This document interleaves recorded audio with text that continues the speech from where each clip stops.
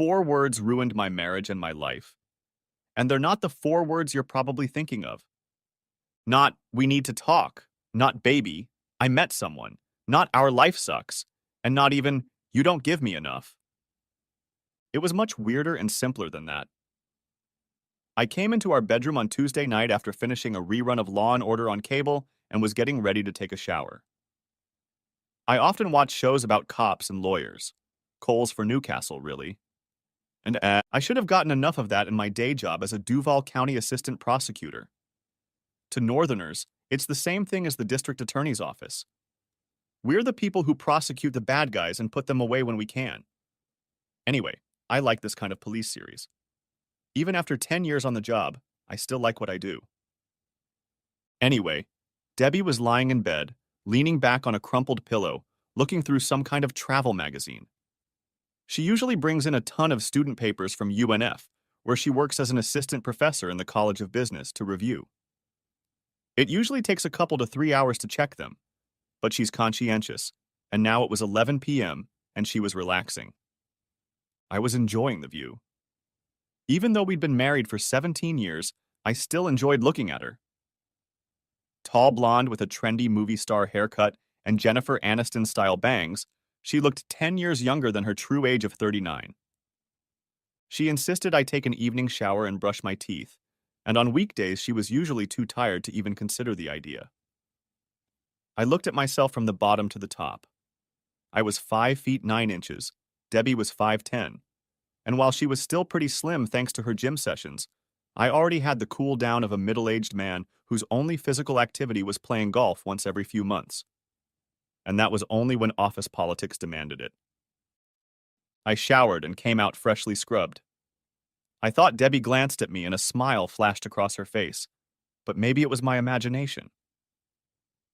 I slid into the bed next to her. I leaned in to kiss her, but she pulled her head back slightly, and I kissed the side of her face. She smiled absent-mindedly at me. Are the kids asleep? Bill Jr. was 14, and Kelly was 16. I left Bill to poke around the computer looking for skateboarding or, as he called it, shredding websites. Kelly, I'm sure of it, judging by the way she lowered her voice and moved as far away from me as possible, yet stayed in the den, was talking to one of her boyfriends. I know she had more than one because she was a pudgy younger copy of her mother. No, but they know the rules. I'm sure they'll be in bed in an hour or so. Hey, those were great pictures. Where was that beach with the tiki huts by the water? Oh. She glanced at me, as if surprised that I'd noticed she was reading. She held out a magazine to me. It was Travel, the pages of which were turned to The Best Beaches You've Never Heard of. The beach was on an island I'd never heard of, and I couldn't even pronounce its name. Man, that's beautiful. How about it? Do you want to go there this summer when school is on vacation? I know you weren't planning on teaching this summer. She looked at me kind of surprised. That's very sweet, Bill. But I wanted to talk to you. I've been thinking about teaching this summer. Larry Carter usually teaches the summer session, but his wife talked him into taking her to Hawaii with him, and they need someone to fill in. When did this come to light? I haven't heard a word about it. She looked me in the eye, then looked away with an expression I couldn't quite define. About a month ago. I meant to mention it, but I kept forgetting. I'm sorry. I didn't realize we had any firm plans. You're always working on some case, and we haven't gone anywhere exotic in a long time. I know, but... I'm sorry, Bill. I've pretty much told them I'm taking the summer session. But look, when we were married, we went to some wonderful places, and next summer I promise I'll leave time for us to go somewhere. No one in the office had ever accused me of being slow, but after she patted my hand and took the magazine back, it took a minute before it got to me. I mouthed the words silently to myself, running them over and over, confused and trying to figure out how I had misunderstood my loving, blonde-haired wife. When we were married? She looked back at me from the magazine with a somewhat puzzled expression on her face, as if she'd only heard part of what I'd said, and asked, "What did you say?" I didn't understand it, but I realized from the expression that was slowly growing on her face that a storm cloud must have formed on mine when I said slowly, with a great deal of emphasis and the beginnings of real anger. You said we went to beautiful places when we were married. Maybe there's something going on that I don't know about? A look of equal parts surprise, embarrassment, and seemingly shock appeared on her face. What are you talking about, Bill? You must have misunderstood what I said. No. You said it very clearly and distinctly. When we were married. I kind of thought we were married. That's why I asked if there was anything I didn't know about. She shook her head and tried to look into my eyes. I couldn't say that, Bill. That's crazy. No, it's just weird. I know we're married, babe, so where did this come from? I didn't. Oh. I guess I meant that we went to some good places when we were married. That's exactly what I meant to say. Oh. I ran that through my head and realized she was lying. Since we were married, and when we were married, aren't close enough to make a mistake like that. And she wasn't thinking when she said it. It came out on its own. She didn't even think about it, and apparently didn't realize what she was saying. In the office, we call these Freudian renditions. Most people call them Freudian slips. When a person's mouth gets ahead of their mind control, they can say things that end up sending them to jail or the death chamber at Rayford. Any prosecutor or police officer knows that no matter how tightly controlled a person is, their unconscious mind is always working at full speed. And when you are guilty of something, the unconscious mind tries to confess what the conscious mind wants to hide. What is she thinking? I thought, looking at her beautiful face and realizing that she was still staring intently into my eyes like a laser. She was trying to read me the same way I was reading her. Only I was better at it because I'd been doing it for a long time for a living. And then I realized that in all my 17 years of marriage and 2 years of dating, I had never looked at her like that. The way I would look at a suspect, a scumbag, a criminal, as our brother cops called them. I didn't like the way I felt about her. I forced myself to laugh, though it turned out to be a dry chuckle. You're right, babe. Anyone can twist words. I even do it from time to time. I have to admit, you scared me. I was wondering if we were ever legally married. Maybe we had a problem with the marriage license? Or did you secretly divorce me? She pressed her face against the back of my hand and kissed it. Without looking at me, she said, I'm sorry I said it that way, Bill. You know I love you. You're the only man in my life. I love you more now than I did when we were married. You're the father of my children. And that's crazy. I just blurted it out and didn't mean anything. But I couldn't take off my prosecutor hat. I wondered why she didn't look at me when she confessed her boundless love. And I found myself listening and weighing her words, her tone. I listened to thousands of testimonies and thousands of witnesses on the witness stand. And I found the professional side of my mind, not my husband's, weighing her words. And over again, my mind kept coming back to the same question. It told me that when she said, when we were married, she was speaking in the past tense. That meant that in the present tense, in the present, we weren't married. At least in her mind. Or she just didn't want to be married to me anymore. Or was she planning to make herself single in the near future? Was a divorce in the pipeline? Which inevitably led to the question, was she just tired of me and ready to trash me to start a new life with another man? Or had she already found a replacement for me? Was she having fun with another guy right now? This was why our life was infrequent, so boring, so bland, so vanilla. That's why we were mom and dad 100 times more often than we were lovers and partners. Of course, some part of me kept saying that all these thoughts were silly. She was just mixing up the words. Tomorrow morning, everything will be back to normal, and in a day or two, I'll be laughing at my own paranoia. I'd just been a prosecutor for too many years, looking into the worst sides of humanity, and it had put a strain on my view of everything, even my wife and my marriage. I wanted to believe it, but everything just seemed wrong. It was a simple mistake, but why did she react that way? If it had been nothing, she would have just laughed, gone back to her reading and teased me for getting it wrong. But she didn't. She had been anxious, worried, and now she was acting unusually loving. The next morning I got up early, setting my alarm for 5. I had already showered, grabbed a suit from the closet in our bedroom, slipped out the door without stopping for coffee, and in other words, got out of Dodge while I had the chance. I hadn't bothered to turn on the lights in the room, but I could already see a dark shadow lurking under the blanket on the huge couch that is the centerpiece of our room, along with the biggest big screen TV allowed by law. Upon arriving at work, I quickly fell into a familiar routine. A wealthy trophy wife from Pontevedra, according to her lover, had staged her own kidnapping to extort $1.5 million from her elderly husband. I had to decide what charges to file. A 75-year-old husband was tearfully arrested after a coroner found 5 times the legal dose of painkillers in the body of his wife who died of cancer. He swore he didn't give her extra drugs to hasten her end. We had to decide whether or not to charge him with mercy killing. Basically, it's a mercy killing with a good chance of mercy from the judge after a guilty plea.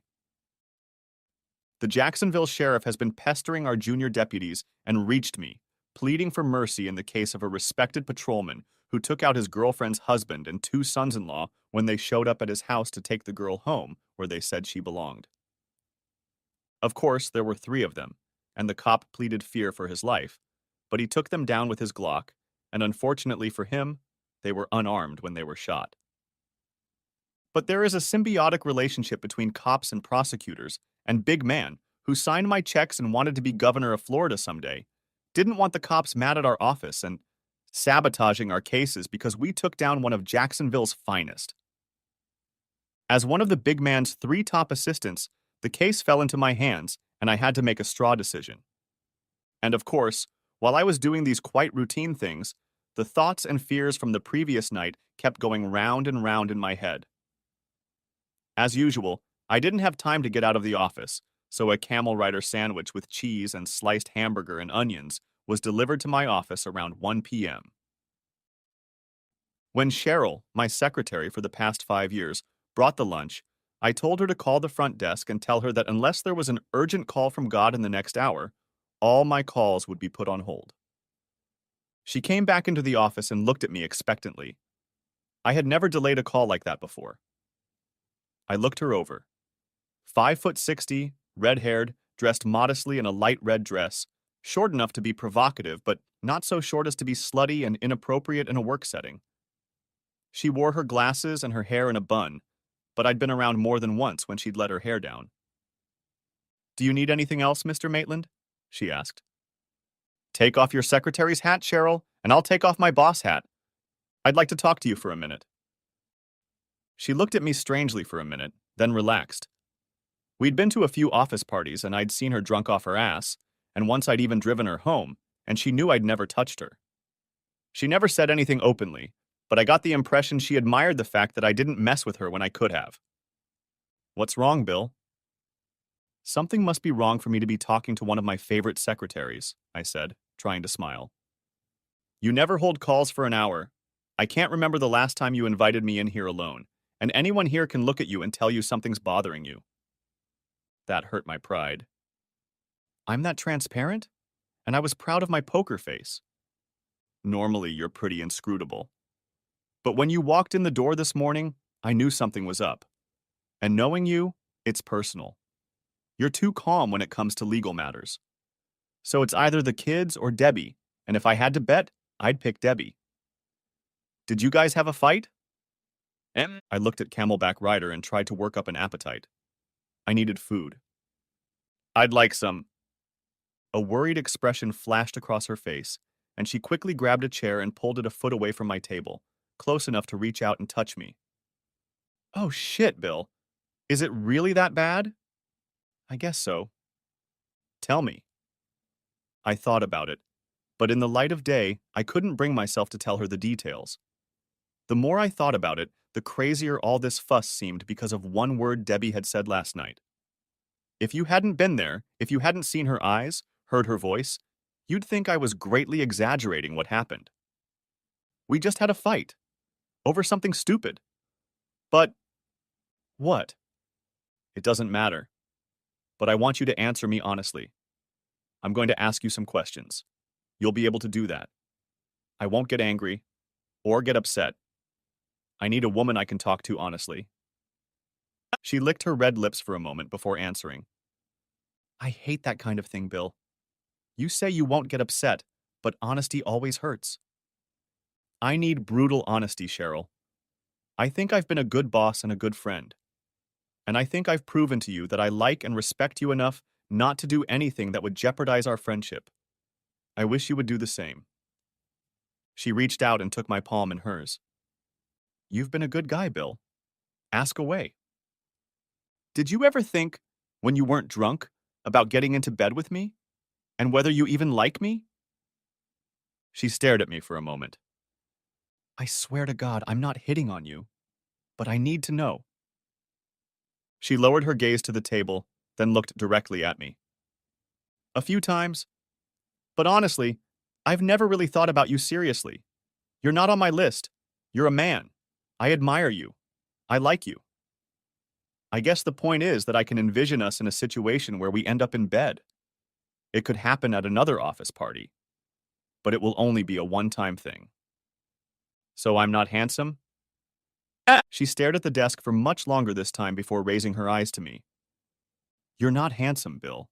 I'm sorry. You're a little overweight and flabby and your hair is falling out, and no matter what women say, it's important.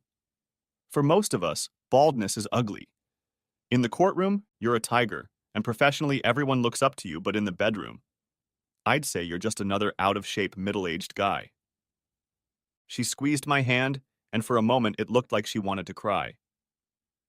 I guess that was a little too explicit, huh? I'm sorry. I didn't mean to hurt you. I managed to smile at her, even though it hurt. What about Debbie? I want you to be as honest as you are. Is she as pretty as I think she is?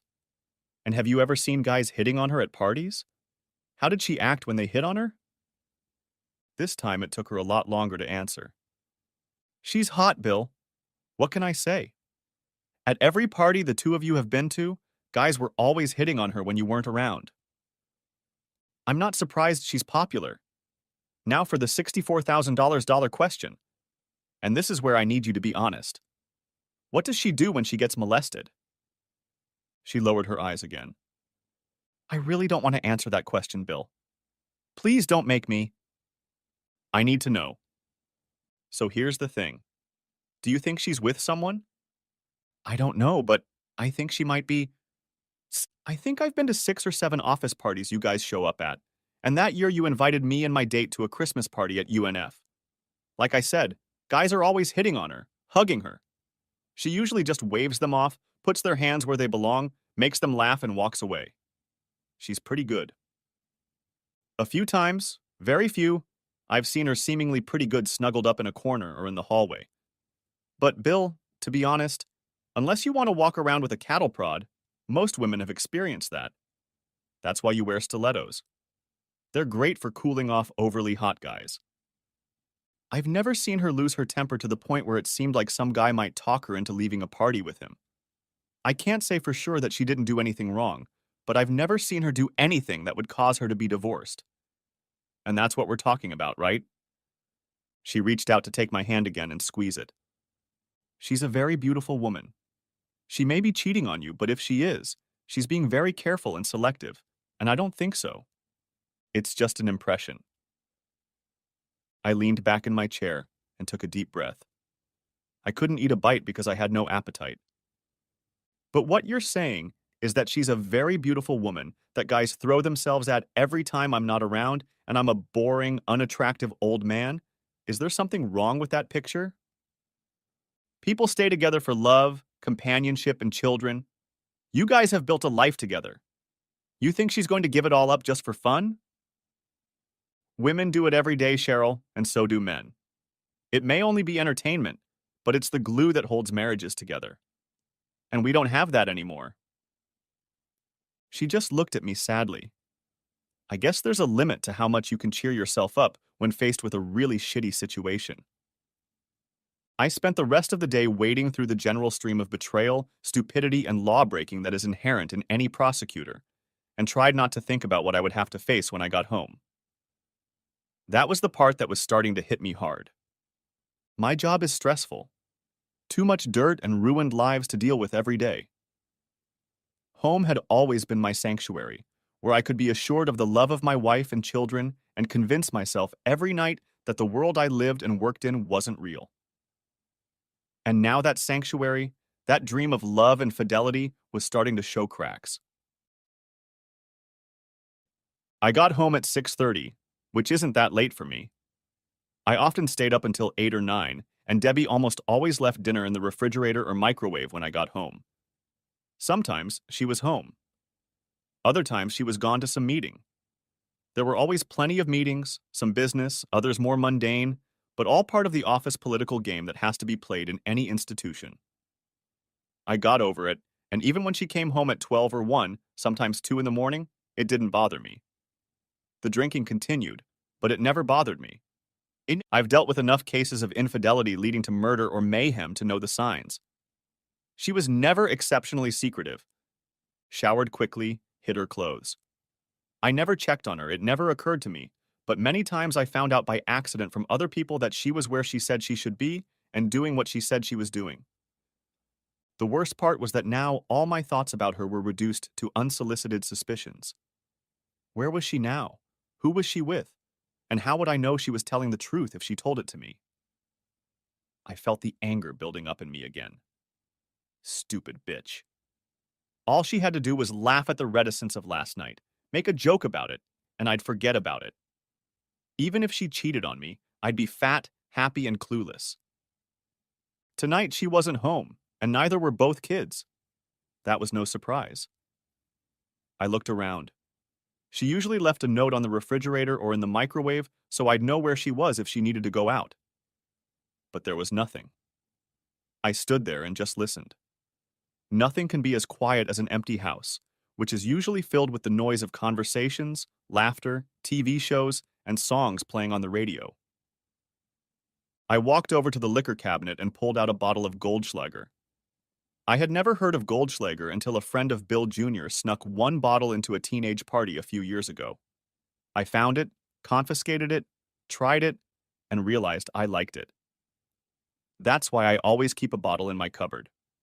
Granted, it usually takes me 3 to 6 months to empty the bottle, but it's a great drink for the first time. I took a sip and walked through the house, peeking into the two-car garage. Her 2004 Nissan 350Z was parked in the lot and was cold to the touch. Wherever she was, someone had come and picked her up. I ended up in a big cushioned chair across from the couch and angled toward the big screen TV from hell. I turned it on and settled back into my cable news cocoon of all the horrible things going on in the world and tried my best to forget about Debbie, where she was and who she was with. At 9:30 p.m., Bill Jr. burst through the front door, alternately talking and texting on his cell phone. I called his name several times, and as he continued up the stairs to his room, I yelled, "BJ, come here, now!" He threw me an astonished look, as if he wasn't even aware of my presence. After a moment, he said into his cell phone, "I gotta go. The old man needs me. Talk to you later." Then he texted a few words and disconnected. Then he looked at me without moving away from the stairs. "What?" His tone annoyed me, but he was a teenager. "Just wanted to talk to you. Do you know where your mom is?" He looked at me for a second, then shifted his gaze back to the stairs. It was obvious he had better things to do. "Haven't seen her. It's not that unusual, though.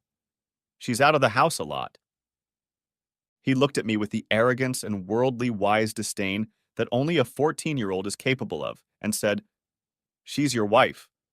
Why don't you know where she is?" I could have done what my old man would have done at that moment and smacked him upside the head, but my old man was a 6, 2-inch, 240-pound West Virginia miner, and he lived in simpler times. Bill Jr. was almost as tall as me, and damn it, if I'd left any trace of him, social services would have been on to me the very next day. I'd have been arrested, and my sketch would be on the front page of the TU with the headline, "Top SA Aide Arrested for Child Abuse." So I just shrugged and said, "Did you do your homework?" He was about to turn away and ignore me when I said, "You walk up those stairs without answering that question, and you'll be grounded for 2 weeks. He stopped, turned around mid-step, and looked at me like I was some grotesque insect crawling out from under a rock.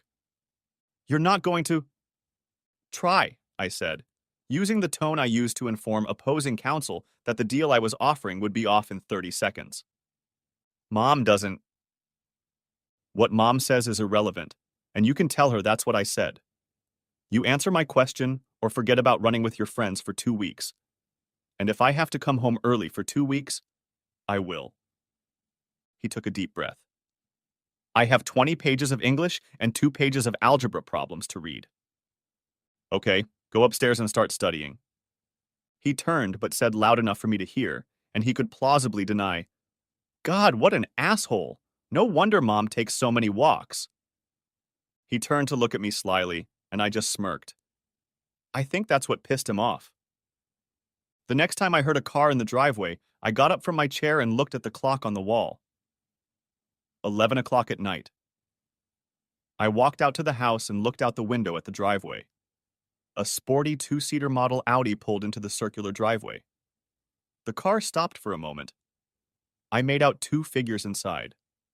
Then the one with the long hair leaned in for what may have been a kiss, a brief kiss, but a kiss, and the passenger side door opened.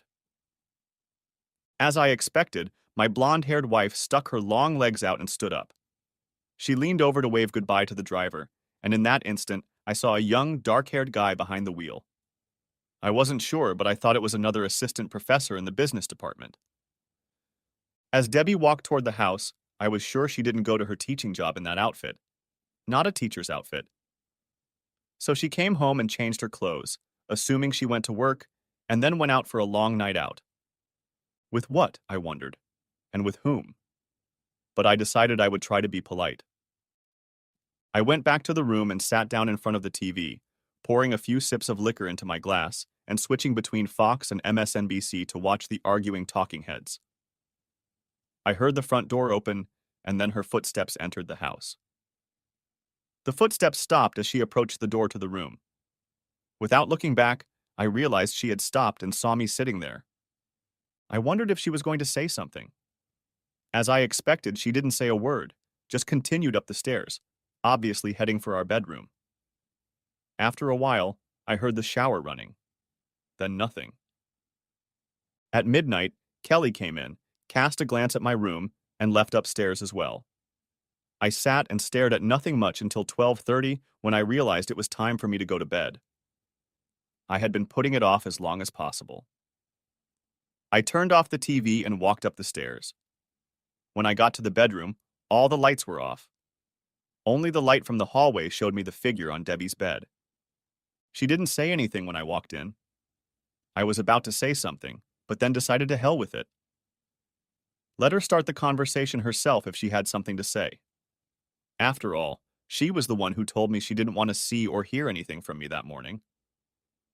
I took a quick shower, changed in the dressing room, put my pajamas back on, and silently made my way to my side of the bed. Climbing under the covers, I stared at the ceiling for a few minutes.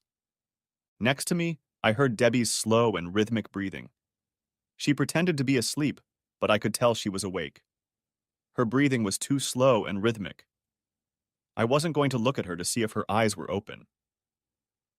Eventually, I rolled over onto my side, away from her, and somehow fell asleep. The next morning, I got up early again, got dressed, and left the house without saying a word to her. On my way to work, I snacked on an egg bacon biscuit at Hardee's. I immersed myself in my world of murder, deceit, and mayhem, and really enjoyed my work, perhaps a little more than usual. I hadn't heard from Debbie. Not on my cell phone, not on my work phone, nothing. It was like I didn't have a wife. The only thing that made me think of her was when Cheryl looked into my office for a moment and asked, "What's up, Bill?" Nothing. And what did she say? Not a word. How? When I got home, she wasn't home. She arrived around 11 o'clock in a car belonging to a handsome young professor who works with her at UNF.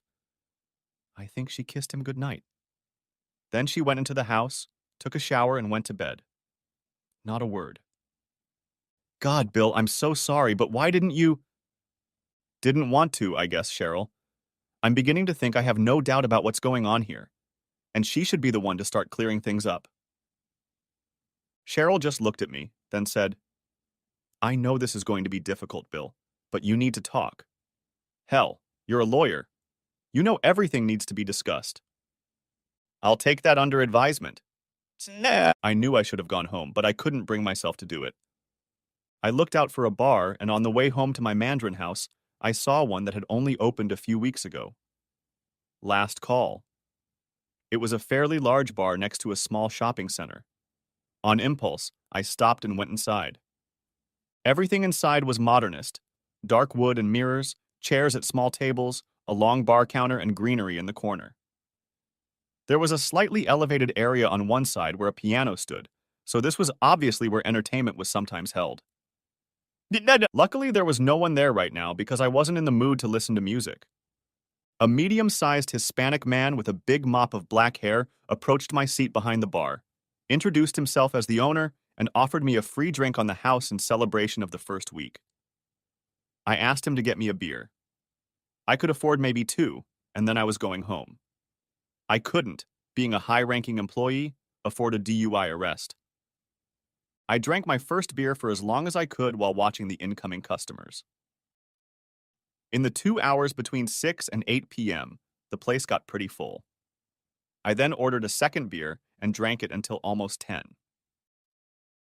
My cell phone didn't ring the first time. Debbie was used to me being late, but usually by 8 o'clock she was already figuring out when I would be home. I wondered if she called because she wasn't home with the young professor. Unable to put it off any longer, I pulled back into the driveway and was home in 20 minutes. The lights were on in the kitchen and living room.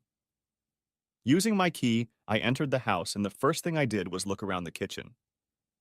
There was a pork chop, rice, and vegetables on a plate in the microwave. As before, I had no appetite. I was tempted to throw the dish in the trash, but I put it back in the refrigerator. Maybe the kids would eat it tomorrow. As I walked past the room, I peeked in and saw her sitting in a chair in front of a large glass coffee table. It looked like she was spreading out papers and looking through them. She had a glass filled with what appeared to be white wine and a compilation of her favorite Cranberries and Human League albums playing on the stereo. She didn't look back at me as I walked by, and I didn't say anything to her. I went upstairs, took a shower, and got into bed. I don't know why, but I suddenly felt tired. I think I fell asleep before my head even touched the pillow. When I woke up in the morning, I was alone in bed, and it didn't look like she had been in it all night. I peeked into the room, about to leave the house, and saw her curled up on the couch. She was still wearing her blouse and a skirt similar to the one she wore to work. She was wrinkled as hell. As I stood next to her, she suddenly lifted her head, shook it slightly, and opened her eyes, looking into mine. I think we were both equally surprised. A moment later, I walked out with my briefcase, got into my Escalade, and drove to work. It was Friday, and we were preparing for the trial that was to begin the following Monday with jury selection. On a Friday like that, there are always 10 million little details to debug, so I worked like hell and didn't even turn off the lights in my office until 10:30 p.m. When I got home, it was already 11:30 p.m. As usual, the house was dark and quiet. I looked at the refrigerator and saw notes from Bill. Junior saying he was spending the night with a friend, and from Kelly saying she was going to a concert with friends and would be spending the night at a friend's parents' house. Both kids left their contact numbers, and I quickly called both numbers. Their stories checked out, and I knew both parents, so I was calm for them. Where was Debbie? Her Nissan was gone. I walked past the room and up to the bedroom. She was nowhere to be seen. I began to ponder why this surprised me, and for the first time, I wondered who I could turn to for a divorce if things had turned out this way. I shook my head, realizing what I was thinking. A divorce a few days after one fight? What the hell had happened? I almost reached for my cell phone to call her, but then I stopped myself. I knew it was stupid, but I couldn't bring myself to dial her number. I hadn't done anything wrong. She was the one who had instigated the whole thing, and then made it worse with her damn incredibly suspicious reactions. Maybe I shouldn't have accused her of cheating, but damn, you'd have to be a complete idiot not to wonder what was going on after she acted like that. She was wrong. She was grossing me out. She went out with people I didn't know, drove home with young men I didn't know, made out with them. She was friendly and wonderful with everyone except the poor slob who had worked hard for 17 years to provide her and the kids with a good life. I wasn't the one who had to make the first move. Tonight I didn't even have to think about what to do. I barely had the energy to get in the shower, wash off the dirt and sweat, yes, even lawyers sweat during a long day, and get into bed.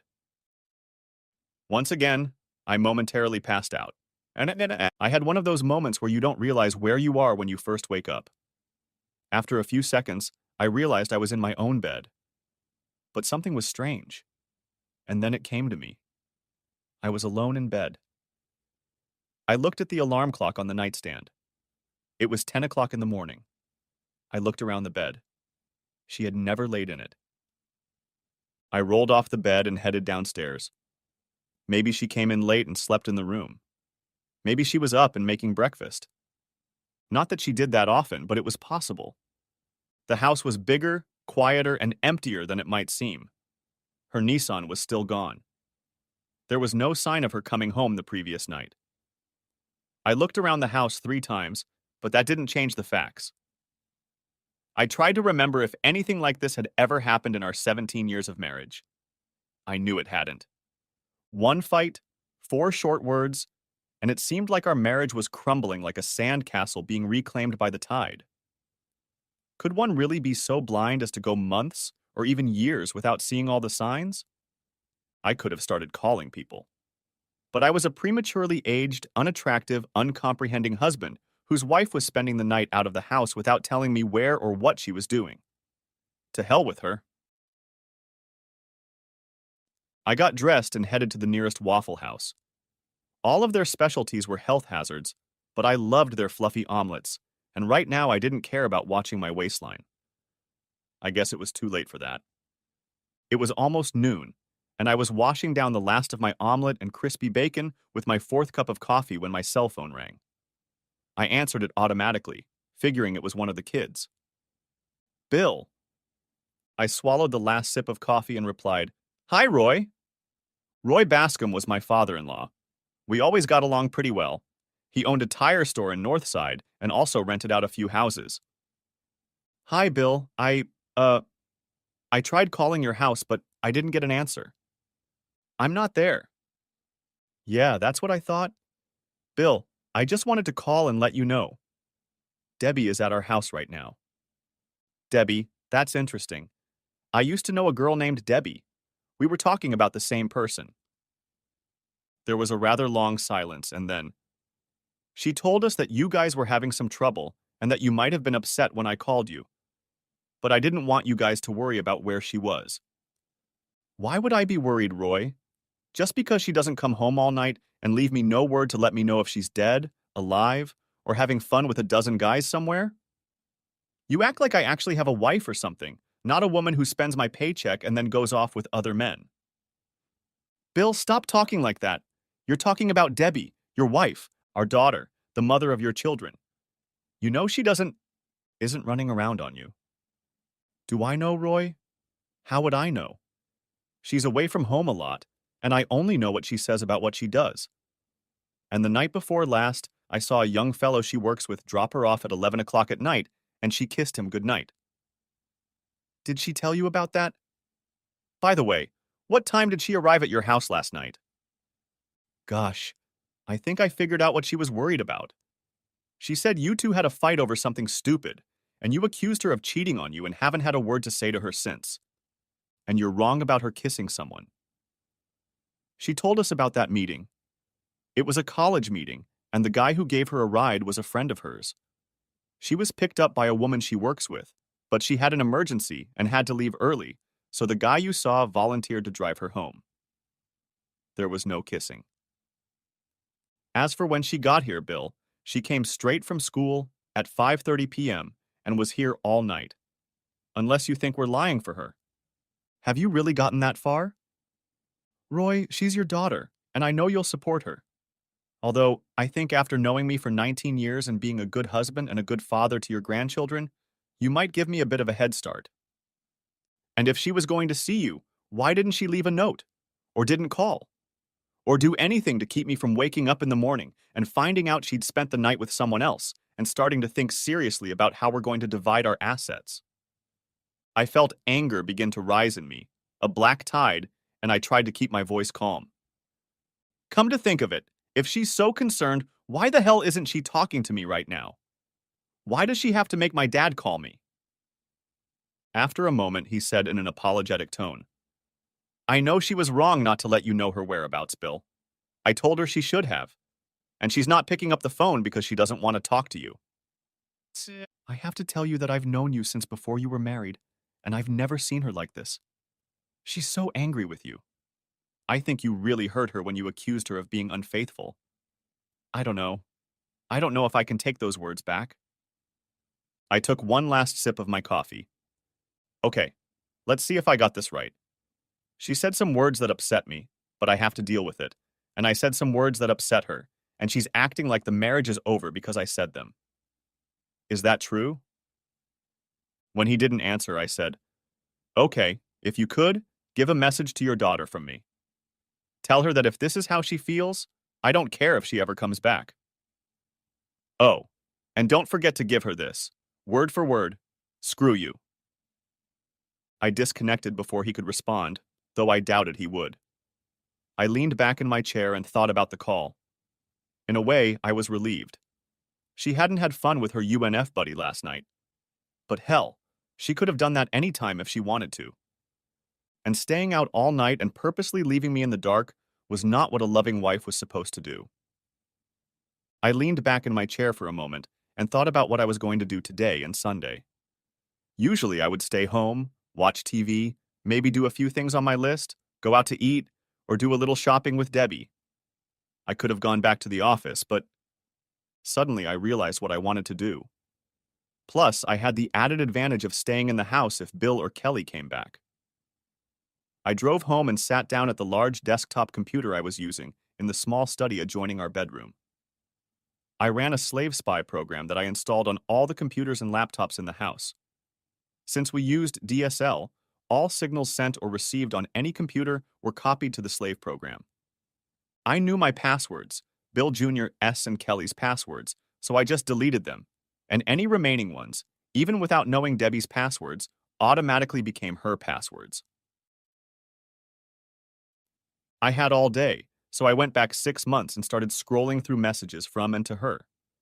Since she was a professor, there were tons of messages from students, other professionals, the university, and a few from friends from her college days. But nothing out of the ordinary. I didn't pay attention to them at first. I was habitually scrolling through the messages when I thought the name in the message addressed to her sounded familiar. I took a closer look at it. Lancelot 4. You. The message I was looking at was from 3 months ago, and it simply mentioned a meeting that had been canceled for Tuesday night. Lancelot said he knew she was leaving early, and the chairman asked him to contact her so she wouldn't make a useless trip. It was nothing personal. But I started leafing back and found more, from him to her and from her to him. Messages about lesson plans, appointments made or canceled, office politics, just greetings. Every now and then she'd tease him about the hot date he was going on this weekend and tell him to be careful if he couldn't behave. The closest I could get to something personal was that in one email, he told her that he didn't need to be careful if she went on a date with him because he knew she was a good Christian housewife. But in her very next reply, she wrote back to him, Lance, don't even joke like that. That's how nasty rumors get spread. Let someone at the office or someone at my house see this, and they won't know we are just good friends. You know you can't tell the tone of a person's voice from a computer screen. I know you're joking, but my husband wouldn't do that. I would die, God, if he ever thought I was flirting with you. And in the next, he wrote, I'm sorry, Deb. You know I would never do anything to make you embarrassed.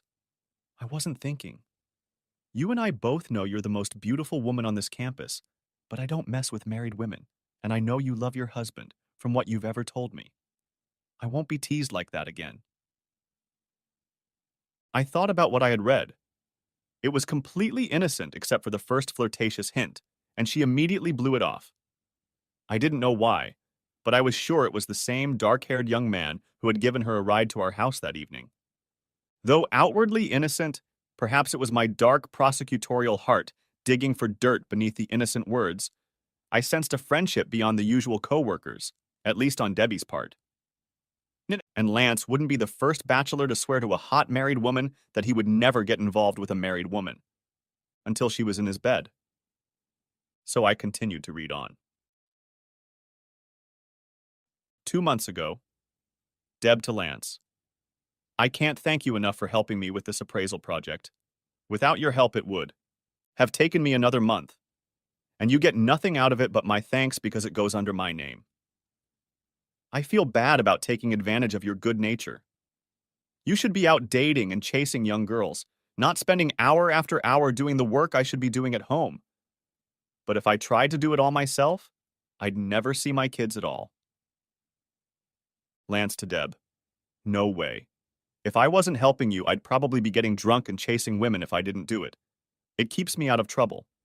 And it makes me feel good that you're spending more time with your kids, well, and your husband, of course. Deb to Lance. My kids. Bill is more interested in what's on TV than what I'm doing. He comes home, and the first thing he does is sit down in front of what he calls our TV, the big screen from hell. Sometimes I think he enjoys it more than I do. Oops. That's not what I meant. It's just... Lance to Deb. I understand.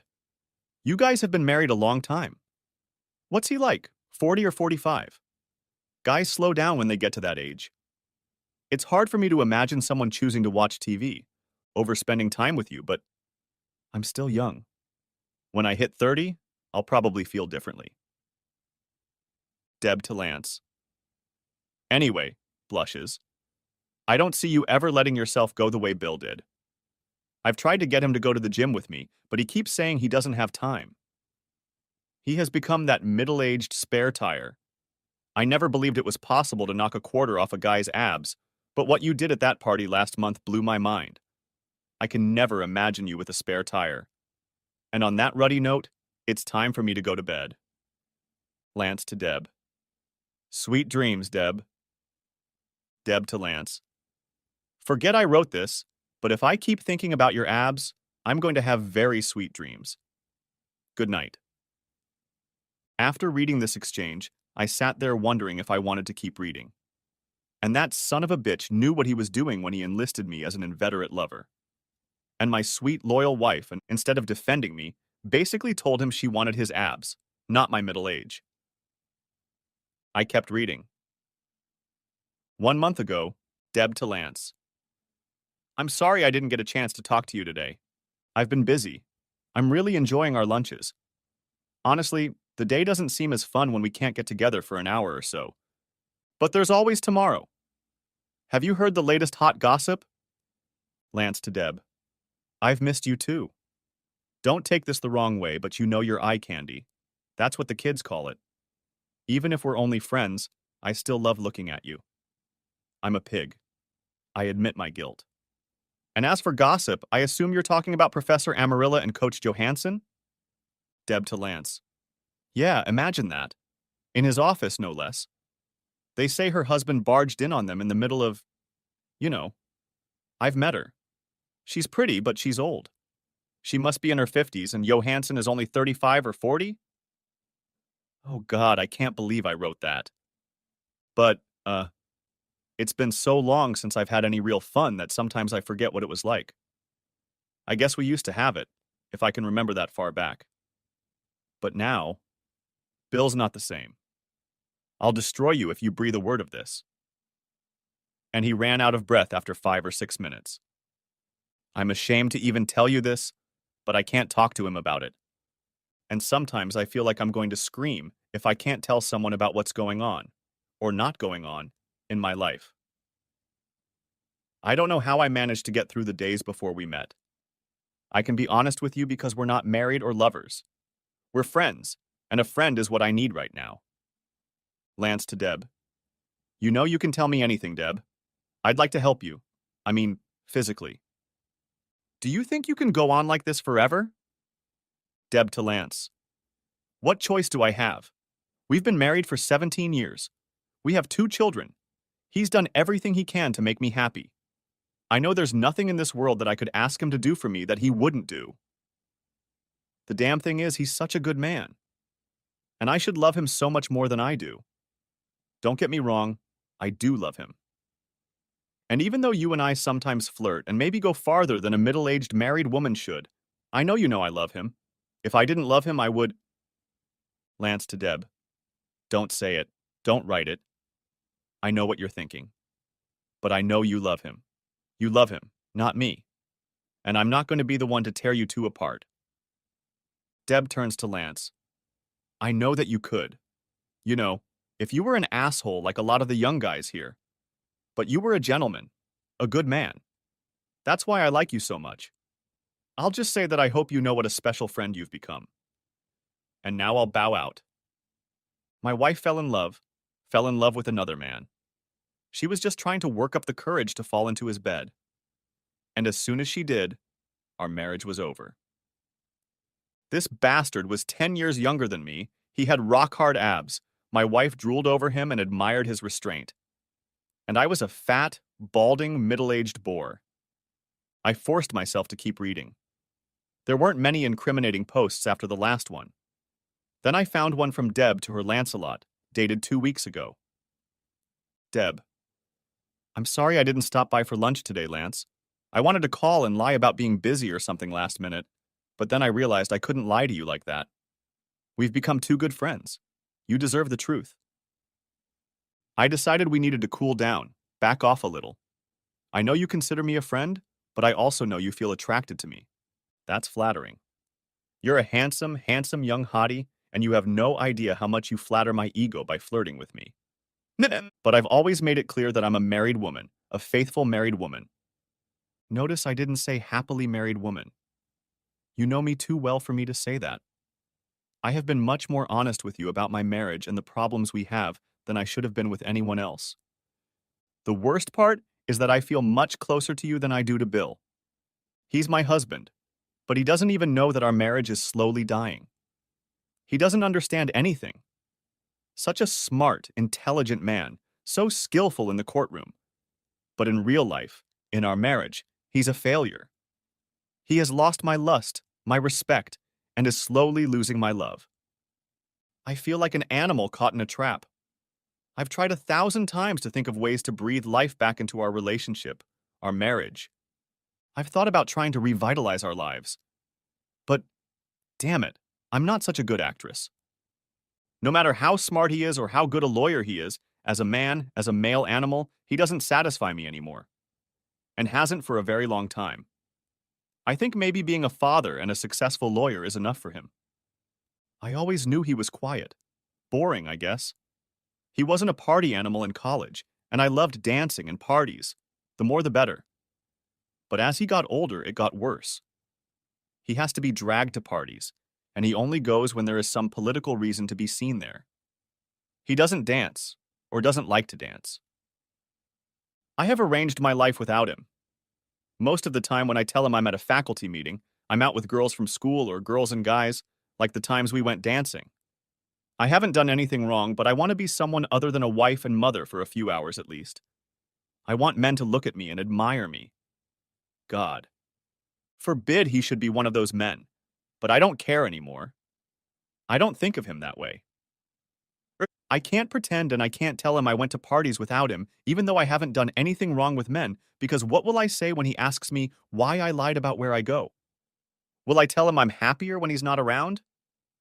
It's true, but it will fly by like a balloon. Anyway, dear friend, I didn't set out to write a novel here.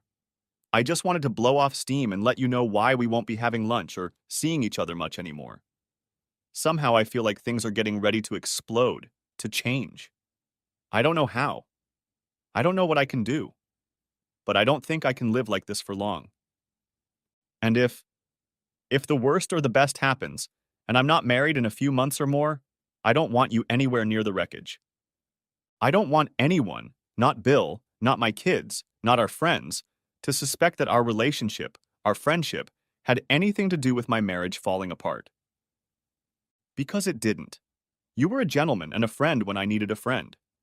You will always have a piece of my heart, and if things work out with Bill for me, somehow, I will never forget you and hope you live a happy life. Always your friend, Debbie. I must have sat like that for hours, because the next moment the quality of the light coming in from outside changed. I glanced at the clock. It was 6 in the evening. I don't even know what I'd been thinking about all those hours. I must have been imagining how my life would turn out. I was thinking about what it would be like to come home to an empty house or apartment when Debbie would be with another man. What it would be like to see my children only occasionally, and I wasn't even sure that was going to happen. What would it be like to lie in bed and be alone for the first time in half a lifetime and not hear her breathing next to me? How will I go grocery shopping just for me?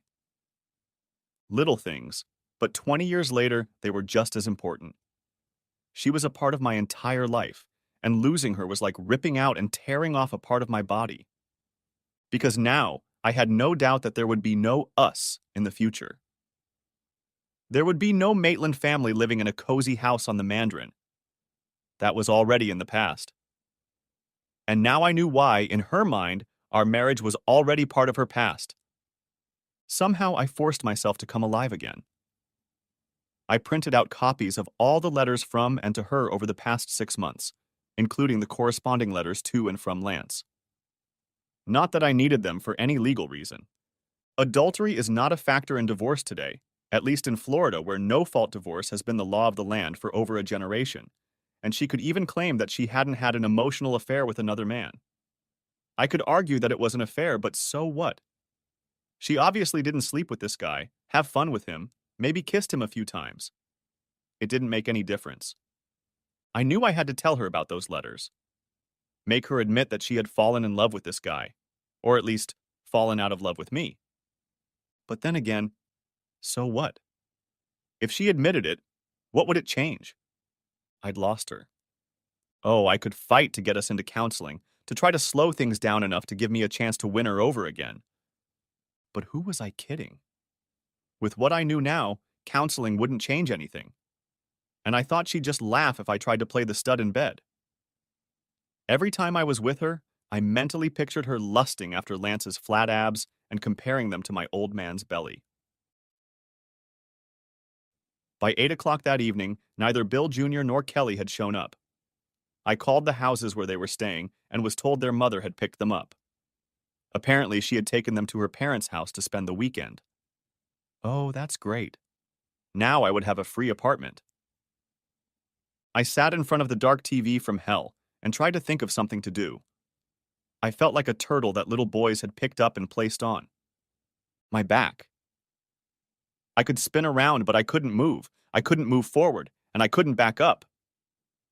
When I did start to move, I was amazed at myself. I went upstairs to our bedroom, pulled 2 suitcases out of the closet, and began methodically putting pants, shirts, shoes, coats, and miscellaneous articles of clothing in them so that there would be enough for a couple weeks and I wouldn't have to wear the same things twice. I filled up the back of the Escalade and then went back to the house and got miscellaneous court cases and computer disks. I made a second mass printout of all of Debbie's emails to make sure I hadn't missed any and to have a copy in case something happened to the first set, and then erased them with a wiper program that left no copy that anyone could recreate. I thought about erasing Bill Jr. and Kelly's records, but she must have expected me to monitor their computer usage. I don't think she expected me to spy on her, and if it hadn't been for the events of the last few days, I never would have looked at her computer. Of course, I would have been much happier if I had never looked at them, but I don't think anything would have changed in the long run, except that she might have completely blindsided me when she left, and that would have hurt me even more. The last thing I did before I left and locked myself in was go into the bathroom. With the help of Vaseline and a strong torque that peeled away the skin underneath the ring, I managed to get my wedding band off. I had gained so much weight over the past almost 20 years that my knuckle was swollen and the flesh of my finger was almost clinging to the metal. But without much bloodshed, I managed to get it off. Taking a sheet of blank paper from the copying machine attached to the main desk, I scribbled a few words on it. Then I put my ring and some of my blood on it and closed the light in our bedroom. I closed the house behind me. I turned off all the lights, and all that was left in the house was the dark bulk of the building. I had lived in it for almost 10 years with my wife and children and never thought I would return. As I drove through the dark night streets toward downtown, I tried to figure out how I felt, but I was just numb. I drove downtown, past the courthouse and legal complex on the St. John's River, past the sheriff's office, which everyone but the sheriff called Cop Shop, drove 2 more blocks and turned onto the riverside of the road. There were some very expensive riverfront condos here, and our office rented one of them all the time in case any of the sheriff's deputies, witnesses, or anyone else needed to stay late. As one of the 3 senior deputies, I kept the condominium key on my key fob and let myself in. I looked at the doorknob, which I opened with my left hand. Damn, it was covered in blood. I must have lacerated my ring finger a lot more than I thought when I took it off. I went to the bathroom, washed my finger, found a bottle of rubbing alcohol under the sink, and swore for a few minutes, pouring copious amounts on my scarred flesh. Then I went back to the car, unloaded, and finally threw my body on the bed.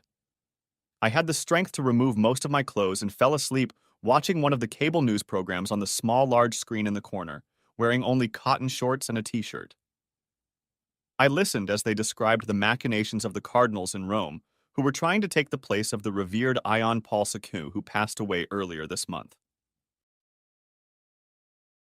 As my thoughts drifted away, I was strangely comforted by the realization that politics was still everywhere. Even in God's holiest city, Arabs were still killing Jews, robbers were still robbing banks, teenagers were still doing incredibly stupid things, and the world was still spinning, even if my world had crashed and burned. The next morning, I came to my senses and was instantly awake. I knew where I was and what had brought me to this unfamiliar room. For a few minutes, I lay there because on one of the few occasions in my life, I needed to do absolutely nothing. I didn't have to wake the kids, take someone to church, run errands, buy groceries. I was totally free and remembered the good old rock and roll line from the 70s, Me and Bobby McGee. Freedom is just another word for having nothing to lose. When I heard that line in the 90s, it was still a great line. Heck, Janice didn't doubt it. I was familiar with the feeling. I was completely empty, completely alone for the first time in 20 years, and completely free. I wanted to go somewhere or do something. I thought about calling someone. But I realized I didn't have any friends. I had coworkers, guys I worked with, but no one I would go out drinking with. Like Debbie said, all I did was work, come home, watch TV, and enjoy my family. To that, all the friends we had were Debbie's friends from university. And it would have been damn strange for me to call any of them. There was also my mother and stepfather. They lived a little further south, in the suburbs of Orlando, in the center of the state. But I'd be damned if I wanted to hear sympathy and pity in their voices when I told them I'd broken up with Debbie. I also didn't want to explain the reason for the breakup. Eventually, I showered, shaved, went outside, picked up a breakfast sandwich at Burger King, rode around downtown, sat on a bench on the riverfront watching the Sunday boaters plying the St. John's, and felt like the only person on earth. I thought about calling Cheryl, but that would have been intrusive. It seemed to me that she had just met a new guy, and I would definitely be a third extra. Somehow the hours slowly dragged on until 9 o'clock at night. I ate a steak at a steakhouse downtown, called a couple of assistants who had to run the business the next morning to make sure they were ready to open, and then went back to the apartment to watch. What else? Cable news. At 9:15 p.m., my cell phone rang. I always keep it charged and always keep it with me. That's the first rule for police officers and prosecutors. You must always be available, 24/7. I almost didn't answer the phone when I saw Debbie's ID pop up, but I still answered, "Hello? You son of a bitch?" "Well, hi. I love you too." She seemed to be panting, trying to find the right words to pounce on me. You good-for-nothing crazy bastard. Damn it. How could you... How could you pull a stunt like that for Bill and Kelly to see? It's enough that you showed me how crazy you are, but they're kids. What's wrong with you? Slow down and take a deep breath, honey. You won't get a stroke. You're just a sick son of a bitch. What? You have no decency. What are the kids supposed to think? I take it you're talking about my ring? Yeah, you go crazy over a few things I say and call me a whore. And then when I go away to my parents for a few days, you leave me. You take out your clothes and stuff and leave your damn wedding ring where everyone can see it. How could you? I'll have you behind bars, Bill. You're out of your mind. Did you read the note? She nearly lost her senses and screamed into the cell phone so shrilly I had to hold it to my ear. You bastard! Asshole! Bastard! I don't even know who you are. That's okay. I don't know who you are either. But did you read the note? You think it's funny? It's supposed to make your life easier. Like I'm the one who wants out of this marriage, not you. I wasn't the one who spent the night out of the house without alerting me to my whereabouts. I wasn't the one who took the kids to spend the weekend with your parents without alerting me. I wasn't the one who made out with a friend as he drove you home, no matter what bullshit you told your parents. I didn't know why I hadn't rubbed her nose in the letters I'd found.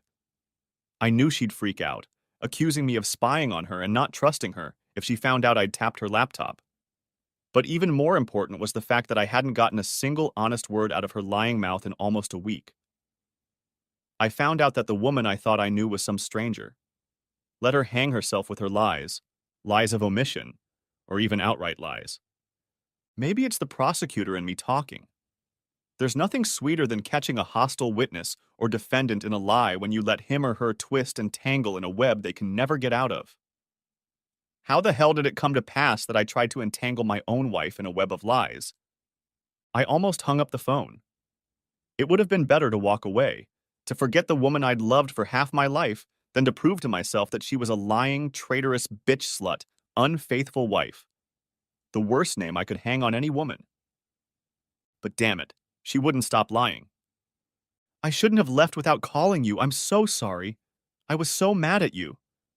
But about that kiss? Dad said you told him that story. It never happened, Bill. Douglas was kind enough to take me home. I never touched him, never kissed him. It all happened in your sick imagination. What happened to you? I was already mad enough to call you crazy, but now you're scaring me.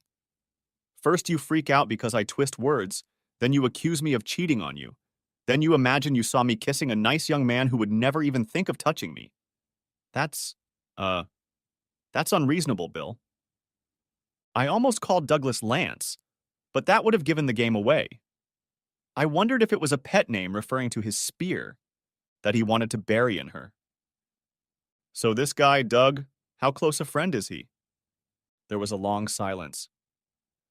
Doug is an assistant professor in the business department.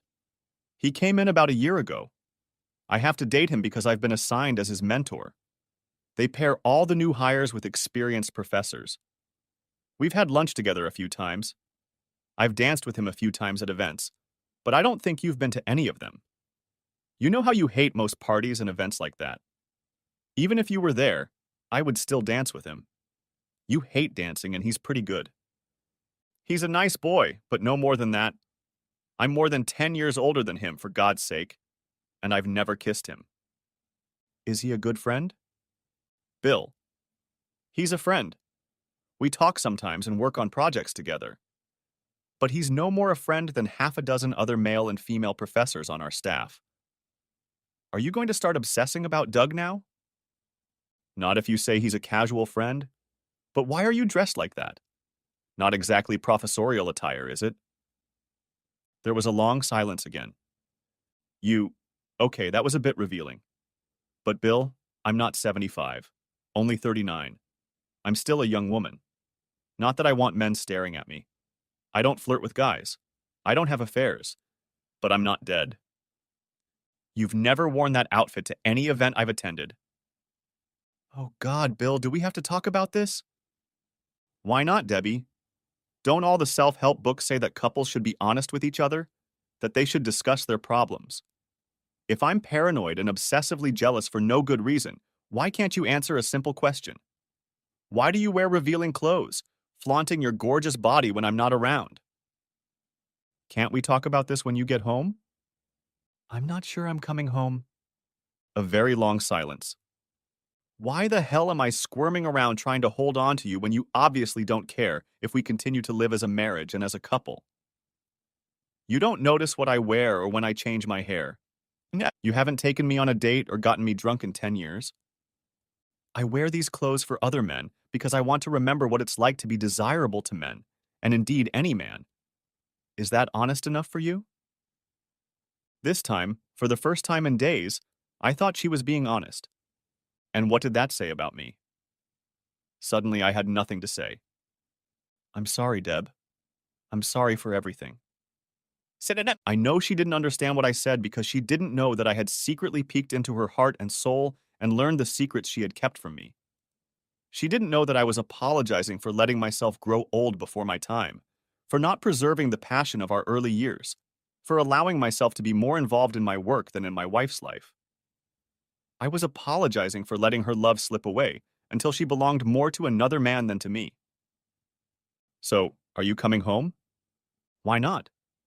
Because she was still more in love with another man than she was with me? Because I still didn't stand a chance in a competition with Lance to win her love or loyalty?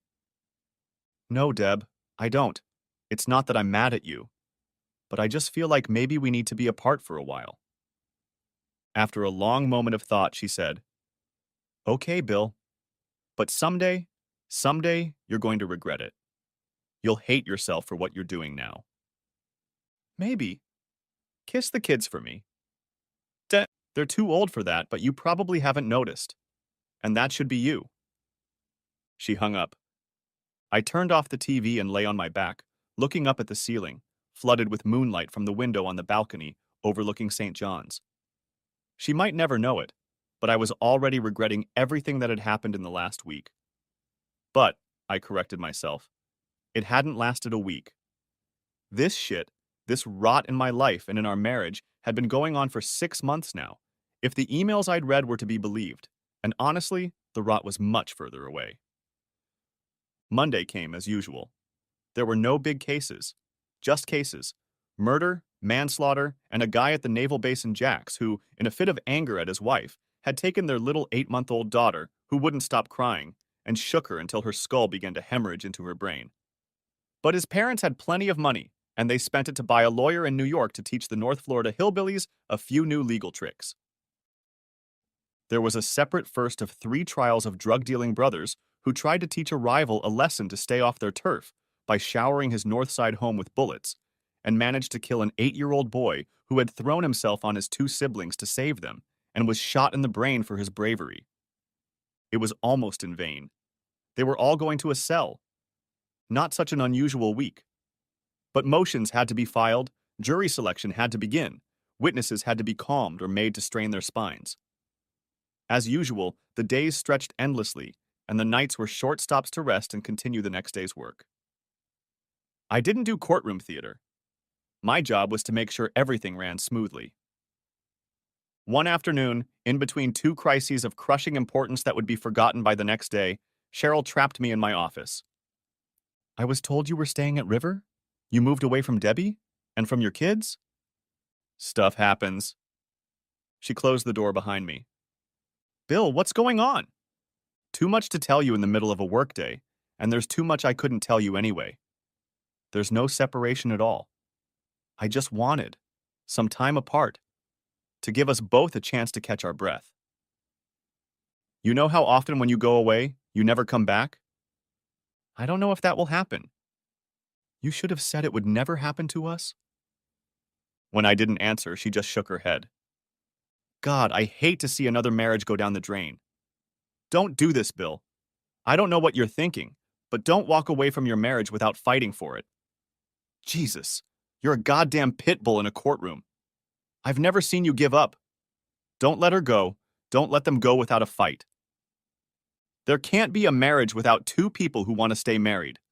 And that's all there is to it, Cheryl. Open the door and get out of here. We began jury selection in all 3 trials. The New York kid virtuoso played enough tricks to please the mom and dad paying for their son's defense. I thought the money was wasted, but he was their son. If I had raised a scumbag like him, I probably would have fought just as hard.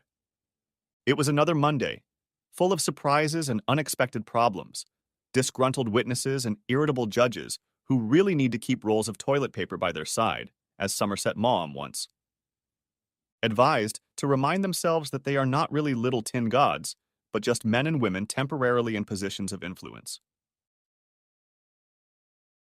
At 7 p.m., I was about to finish work when my cell phone rang.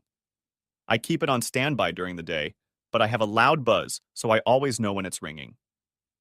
Bill, what the hell is going on with you? I'm not sure I know how to answer that question, Roy. What do you mean? Debbie called this morning and said you moved out of the house and left your wedding ring behind. How can you walk around with your head shoved so far up your ass? I couldn't keep from laughing. That's a great mental image, Roy. Thanks. I needed a laugh just now.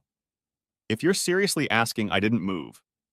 I just picked up some stuff to spend a few days away from Debbie. Things got, too stressful. I'm afraid I might say something to her that I don't want to. You know, something you can't take back or forget. So I'm just giving us a break. He was silent for a moment, then said in a calmer tone, Bill, I've known you for 20 years. I'll admit, I didn't think you were the best husband or father in the world. You let yourself get physical, and when you're married to a woman like Debbie, that's stupid. I've thought many times that you spend too much time in that damned office and too little time with Deb or the kids. Marriage isn't a house where you pop in from time to eat, wash clothes, or spend time in bed. You can't put marriage on autopilot and forget about it. I'm older than you, Bill, and I know what I'm talking about. In order for a marriage to last, you have to work. That's the only real problem I have with you. I think you gave up on your marriage years ago. Now it was my turn to be silent. Finally, I said, I can't deny that there is some truth in what you say. It is partly my fault. I know that now. But there are other things. What? What the hell are you talking about? Something happened last week and it blew up everything in your house? What was it? I'm sorry. I can't really talk about it. It just kind of put everything in perspective and made me realize that I have to think about everything. Okay, you don't want to talk about it. I love Debbie and the kids. I even like you, even though I think you're being a jerk right now. I'm asking you a personal favor, Bill. Go home. Go home tonight. Living in 2 places can't make anything better. Can you do that for me? I don't remember ever asking you for a favor. I hesitated. I still had the sickening feeling in my stomach that we had passed some point of no return and there was no going back. But I still found myself returning at 8:30 p.m. to the house I had left with no intention of going back there. The stereo was blasting from Bill Jr. A.'s room, and as usual, Kelly was probably not home yet. As I passed the room, Debbie appeared in the doorway. She was wearing shorts and a light blouse over her bra. From the look on her face, she wasn't expecting to see me. She glanced at the briefcase I was holding, and a different expression appeared on her face. Is this just a pit stop? Are you leaving everything in River? I wanted to come home for one night. Is that okay with you? Why? Why would you want to spend the night with a whore who cheats on you and flaunts herself to other men? I didn't think you had no use for me and the kids anymore. This is my home as much as yours, but I'll ask you again. Is it okay if I spend the night here? In our bed? She turned and walked back to the room. Over her shoulder, she said, Like you said, this is your house too. You want to sleep over. Sleep over. I don't know if I'll sleep in this bed, but you don't mind. Oh, and there's no food for you. I wasn't expecting you. In response, I told her, I'll find something in the refrigerator. It's no big deal. I set my briefcase down by our bed and found my wedding ring lying on the table next to the bed. I tried to put it back on and struggled to put it on, but finally slid it onto my knuckle. Then I went downstairs, found half a bag of kosher franks, fried them in a pan, and put 3 pieces between the bread along with lots of spicy mustard. I ate in the kitchen. The next day, we were successful in the appointment of jurors in the 3 cases we had started, and I found myself, as usual, up to my ears in crises that demanded my time and energy, and did not spend much time thinking about my domestic situation. It was easy to get back into a familiar rut and give myself 110% to my work. I got home at 10 p.m. on Monday night. Both kids were upstairs in their rooms. When I walked in, Debbie was sitting at the computer console in the living room. She looked up at me when I walked in and carelessly pressed the button that took her off the internet. Whatever was on the screen was replaced with a page from a lesson plan. I glanced around the room, walked over to her, and leaned over to kiss her cheek carelessly. Her face flushed slightly, but she smiled at me. Tentatively, but she tried. "Hi, sorry to be so late, but as usual, everyone in the world needs me today." She turned to look at me and her smile faded. "I know, Bill. Everyone wants to snatch a piece of you, and there's not enough for everyone, is there?" I went upstairs and read a few pages of testimony, then showered and went to bed. Debbie didn't come in until I was almost asleep. The spy program was on the big desk in my office, and there was no way I could get to it without arousing her suspicions, so I couldn't find out what she'd been up to tonight. But I would find out. On Tuesday, despite everyone in the world bugging me, I carved out an hour and a half for personal time and drove home at noon. I knew everyone would be out. I logged in and read the last few emails she had sent and received. In one of them, sent Monday afternoon, she was telling Lance in great detail about our day on Sunday night. Lance to Debbie. "Wow, that doesn't sound like the husband you described to me. At least you should be much more relaxed today. Funny, but you didn't seem all that relaxed tonight. Did he make you think twice about staying with him? It seems like he's really trying to change. I'm honestly selfishly a little sorry to hear that, but you have to give the guy credit. He's trying." Debbie to Lance. "I know, Lance, I know. But..." Lance to Debbie. "But what?" Debbie. "Oh shit, Lance. I don't even know how to say this. Not even to you. But I think Sunday night has convinced me that this isn't going to work out." Lance to Debbie. "He may be late, but it looks like his heart is in the right place." Debbie to Lance. "That says it all. His heart is in the right place." Lance to Debbie. "So have you decided what you're going to do yet? And are you going to tell him about the awards ceremony at UNF on Friday night?" Debbie. "I haven't decided yet, but it won't be anytime soon. No, I'm not going to tell him about the awards dinner. I'll tell him it's just business and that it's not advisable for spouses to go there. But I have to be there.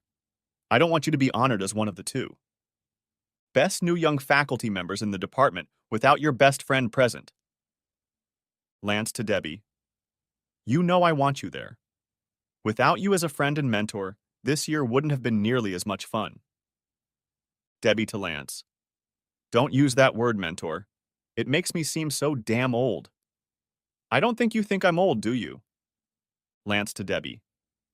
"No, definitely not. You're younger in spirit than most of the female students here, and you definitely don't look like a mentor." Debbie to Lance. "That's the nicest thing you've ever said to me. Stop it.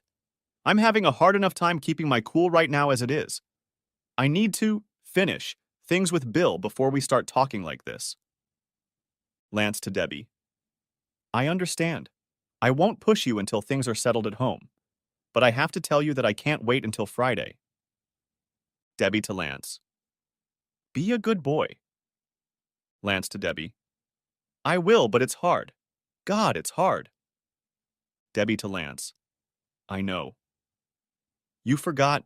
I saw you trying to get up that day at the restaurant. It's very, very, very hard. Bye."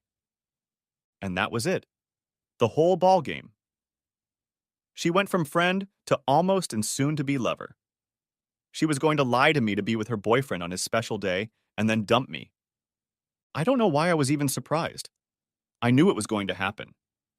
But even knowing it was going to happen, I barely made it to the bathroom in time and still stained my pants with vomit. I changed my clothes, copied, and then scrubbed her email from the system.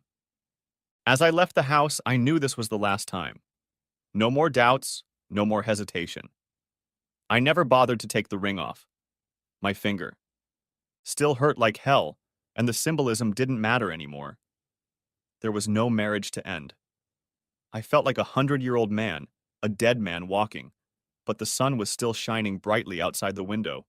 I could hear children playing nearby, and the world went on. I called around 10 p.m. that night, and when no one picked up, I left a message on the answering machine, saying that I would have to work late and that I would be staying at the River Apartments for the next few days rather than trying to commute to work.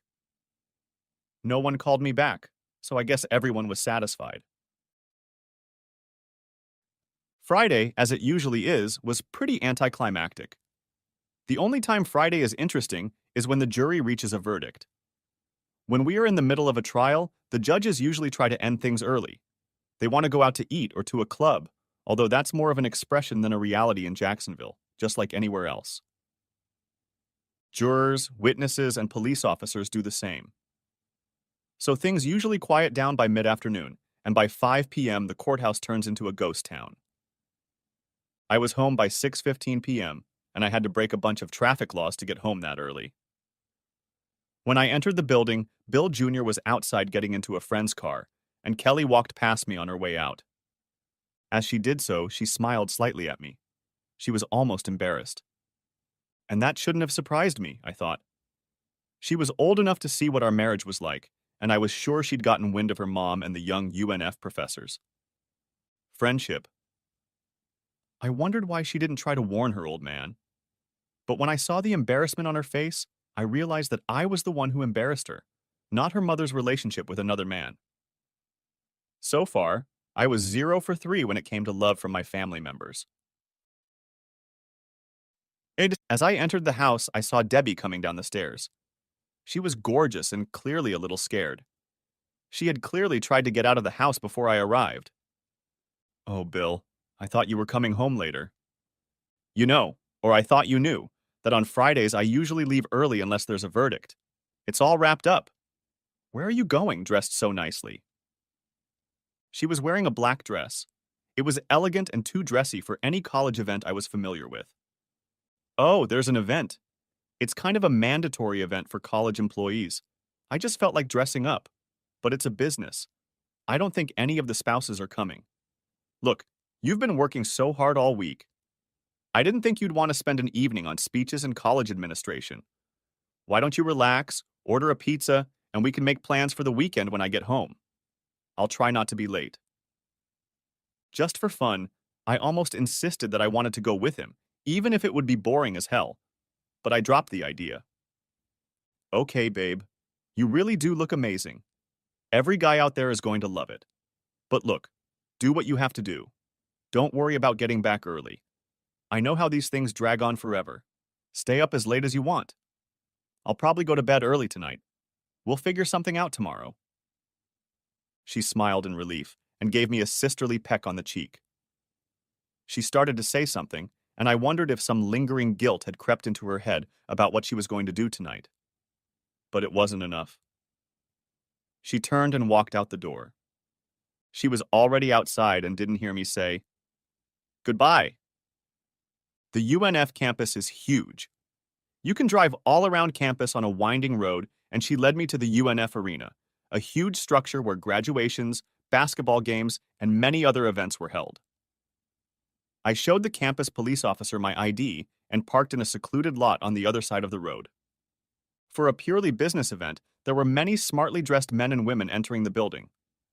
I didn't have an invitation, but with my ID and the comment that I was Professor Maitland's husband, I was let in. There was a podium at the far end of the hall, and many. Tables for 4 to 6 people were set up around the perimeter.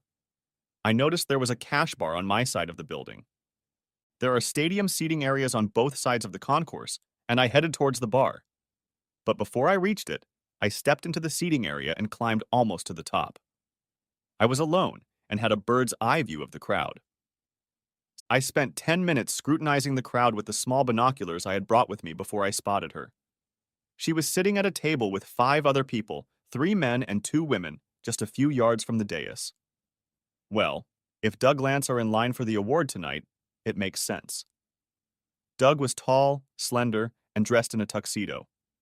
They sat close together, his arm resting on her shoulder. He tilted his head and whispered something in her ear. I glanced at the 2 couples with her. Judging by the looks my wife and Doug were getting, they were an accepted couple. I now realized how I had been looked at on the rare occasions over the past 3 months when I showed up at any university event next to Debbie. I'd watched from the top of the stadium as they laughed, whispered to each other, made those little touches and gestures that characterize lovers everywhere. It was obvious by their body language. A couple times they even fed each other while intertwining their hands. Jesus Christ, what's to say about making it obvious? It pissed me off as much as anything else. If Debbie was going to cheat on me, at least she could be less blatant about it. I had to become the object of everyone's amusement every time I showed up with her. I positioned myself on the top row of the stadium and watched the people below eat and cheer, then listened to the speeches, and finally saw Doug being called up on stage to present him with an award as one of the 2 outstanding new teachers. He beckoned to Debbie, and despite her protests, she allowed herself to be hoisted up on the stage. She stood beside him and blushed as he thanked her for her help during the year and complimented her on her youth and vitality. And then, I'll be damned, he didn't tilt her head toward him. I mentioned he was about 6'3", so she had to look at a man instead of me for a change, and kissed her on the lips in front of God and everyone. There was a roar of approval. It was like that moment in a romantic comedy when the hero finally bursts in to grab his love and take her away with him. She kissed him back and then pulled away, blushing. She certainly didn't look like a happily married mother of 2 teenagers. The awards ceremony went on for another 45 minutes, and then they announced that there would be drinks and dancing as long as someone had the energy to stay on the dance floor, from which half the tables had just been removed. The band started playing romantic 90s tunes and some faster tracks from 2000. They were a cute couple, and judging by the looks other couples were throwing at them, I wasn't the only one who thought so. I wondered what those who knew she was married thought about what was going on. Was she telling them that we had an open marriage, or that I was okay with it, or that she would be free soon? Or maybe the academics just didn't care about outdated concepts like marital fidelity. I took a deep breath and stood up. Time to put an end to this trashy melodrama. I headed toward the dance floor and made my way through the dancers. I was dressed in a suit but no tie, so I stood out as I passed among the men in tuxedos and the women in evening gowns. I caught whispers and murmurs as I made my way closer to my wife and her boyfriend, and realized I had been noticed. Then they were in front of me, so deeply immersed in looking at each other that they didn't notice me until I said, "Congratulations, Professor, on your award and on stealing my wife, all in one night." They stopped so fast they almost lost their balance. Debbie stared at me, eyes wide with surprise. I almost laughed at her expression. Doug's mouth dropped open for a moment, shifting his gaze from Debbie to me and back to her, as if he couldn't believe his eyes. Bill," Debbie finally said quietly. What, what, what are you doing?" Then shock began to turn to anger. Her mouth clenched, and she said, "Why, Bill? I told you the spouses weren't coming tonight. Why didn't you listen to me? Wait for me at home." At this point, I couldn't help but laugh. "And miss the whole thing, baby? Come on, I would have paid admission to see that. How often does a husband get to see his wife kissing and loving another man in front of thousands of other people? I can't accuse you of false modesty. You're not hiding anything, except from your husband." Doug stepped between us, raised his hand to push me away, and said, "Mr. Maitland, I'm sorry to meet you this way, but I hope you won't misunderstand me. Debbie is only here because she's my mentor." I smirked, feeling all my good feelings turn to a rapidly growing rage. "Oh, I'm sure she's taught you a lot, Doug, but I'm also sure you're a fast learner." Debbie stepped closer to me and whispered under her breath, Bill, don't do this. Not here. Not right now. Not in front of the people I work with and for. So it's okay for you to kiss him, rub up against him, and in all but name, be his girlfriend in front of people who know you're a married woman, and I'm an asshole for showing up to ruin your fun? You're talking nonsense again, Bill. Nothing of the sort happened. Now the other men were close enough for me to realize that our conversation was being overheard and would be the subject of gossip at the water cooler for weeks, if not longer. I lost my smile and just stared at her, the way I'd stare at a murdered man who'd been lying dead and messed up for weeks, and told her, You stupid bitch. I've been here all evening. I've seen you making nice. I saw you feeding him, bitch. I saw him kiss you, not as a mentor, and I saw you kiss him back. Doug stepped closer, and I saw one of his hands clenched into a fist. I was attacking his girlfriend, and his reaction was obvious. Bill, I realize you're angry, but you have no right to. That's Mr. Maitland to you, son, and I have every right. In case you've forgotten, she's my wife. Maybe not for long, but I'm the guy she's supposed to kiss and love, at least until she tells me she wants to leave. That stopped him for a moment, and Debbie blushed, realizing that a crowd was gathering around us. By the way, you teach business, right? Do you teach business ethics? What are the ethics of moving in with a married woman, breaking up a marriage? Maybe not a happy one, but it was a marriage. I could see he was losing his composure, his hands clenched into fists, but he was trying. Bill, Mr. Maitland, I know it might have looked bad, but we're just friends.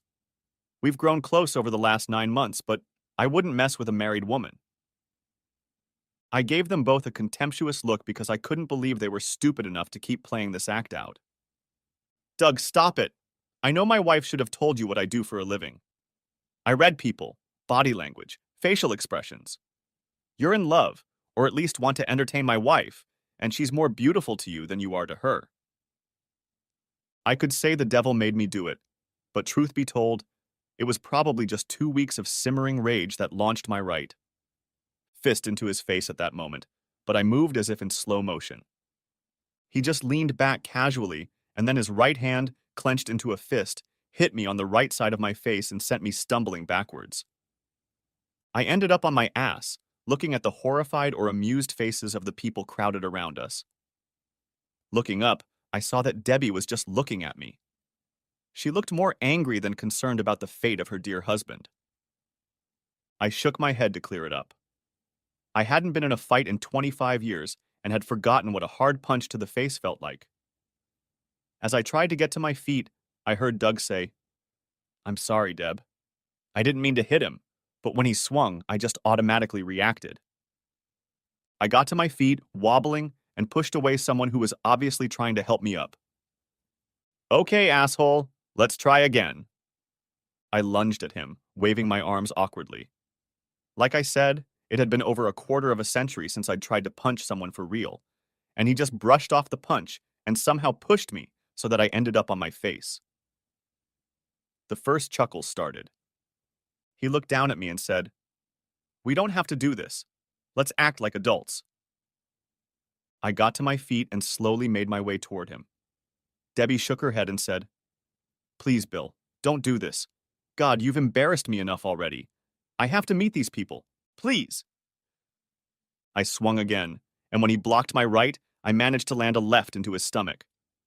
Bill, get out of here, Debbie hissed. You managed to ruin everything. This was the most important night of Doug's career, and you show up and make yourself look like a complete ass. I haven't started yet, my faithful and loving wife. Titters sounded behind me, and Debbie stared at me as if she couldn't believe my words, as if the mere thought that I might hurt her young stallion stunned her. Her absolute certainty that I was harmless hurt more than anything else. Go away, Bill. Don't be a fool. He'll kick your ass. He's younger and bigger and he can box. You've already humiliated yourself and me.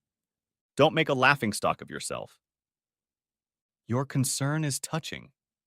Go to hell. Some hand grabbed my elbow and I heard Doug say, Come on, Bill, it's over. Leave it alone. Let me help you up. We'll get you cleaned up, and we'll get out of here. I didn't plan anything. I just lurched forward as hard as I could, hitting the top of my head on something relatively soft, and I heard Doug groan and fall forward.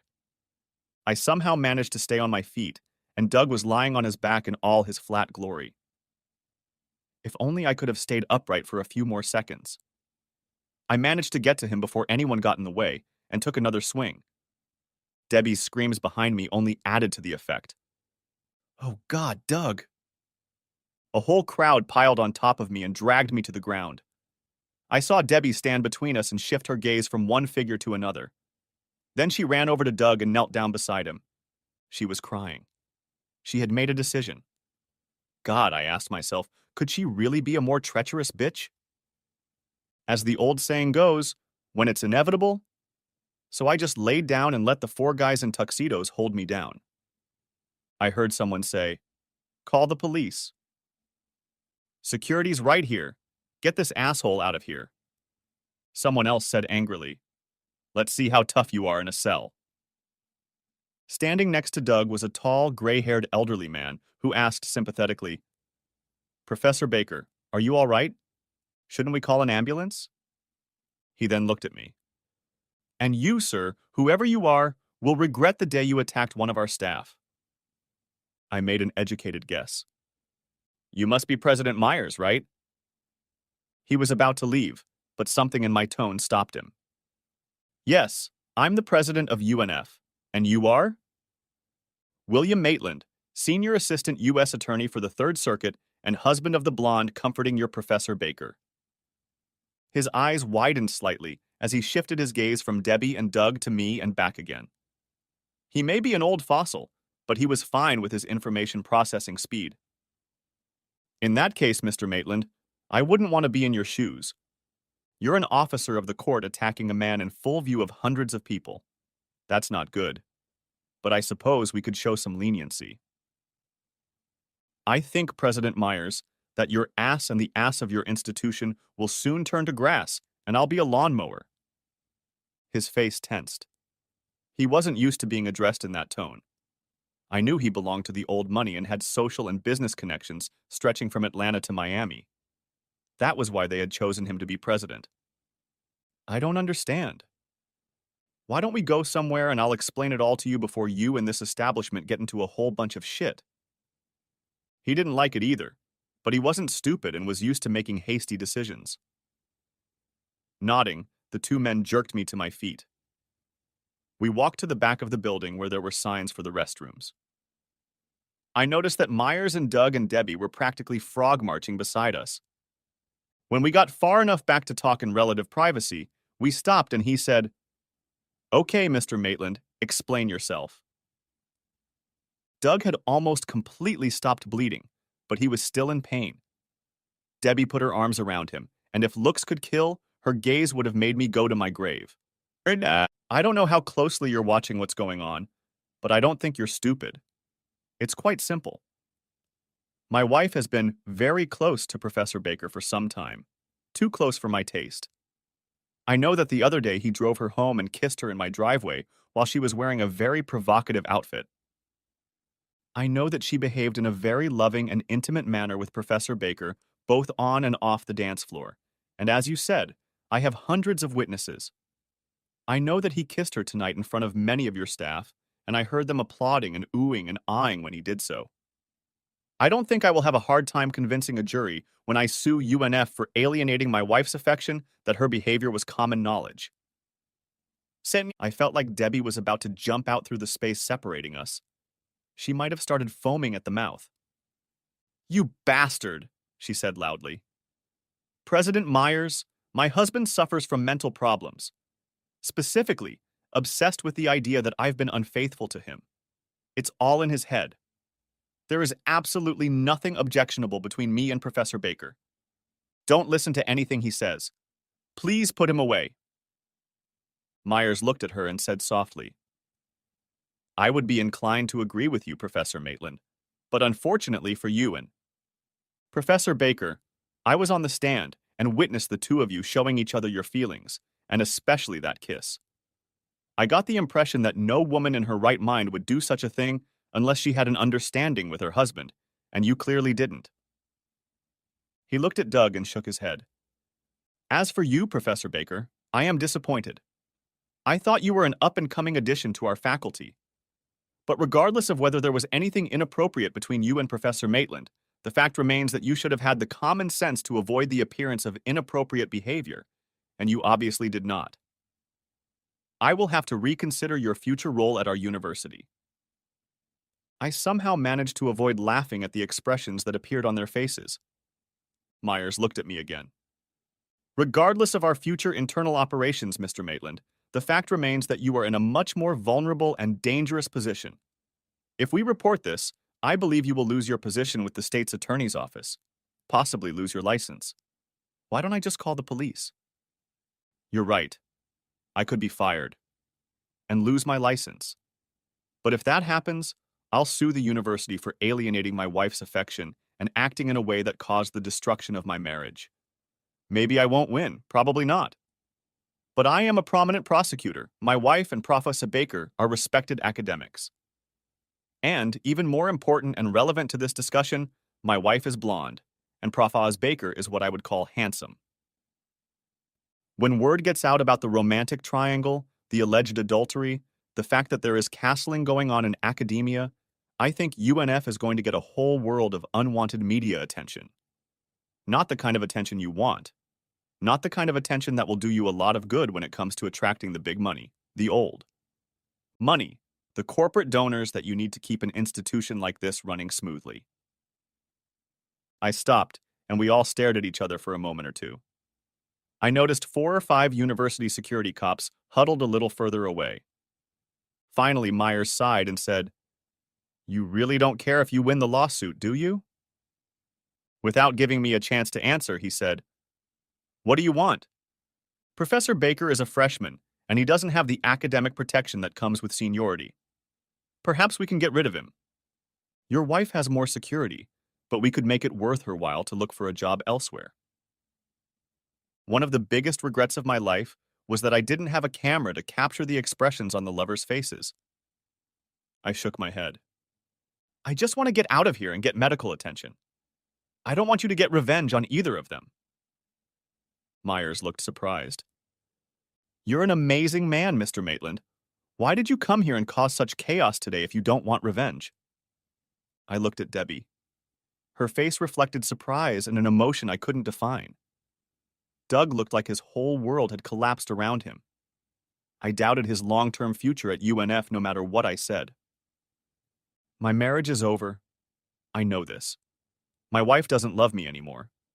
It hurts, but it happens every day. I don't want to destroy her. We have 2 children and I want her to keep her job for their sake.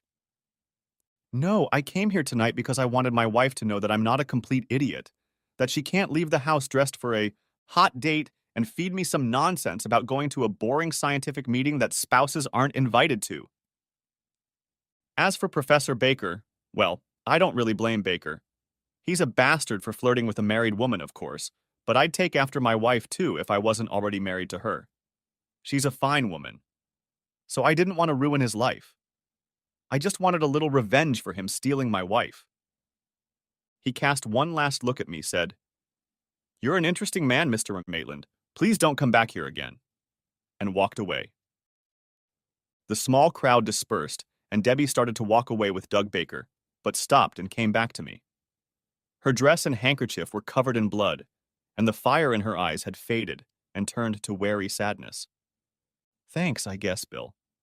I have a job, but I don't know how long I have left in my career. All this shit, and for what? It's all just in your mind. I'm not having an affair, and despite what you've seen, Doug is just a friend.